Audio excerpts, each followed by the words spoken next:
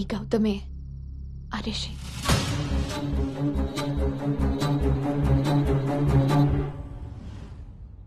So నువ్వు వాణ్ణి face చేయలేక దూరంగా పారిపోవాలనుకుంటున్నావు. తను నిన్నేమన్నా ఇబ్బంది పెడుతున్నాడా?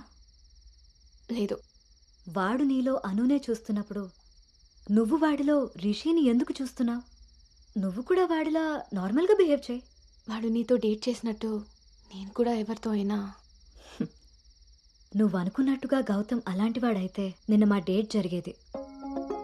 వాణ్ణి డేట్కి వస్తావా అని అడిగినప్పుడు వాడు దేనికి స్ట్రగుల్ అవుతున్నాడో అప్పుడు నాకు అర్థం కాలేదు.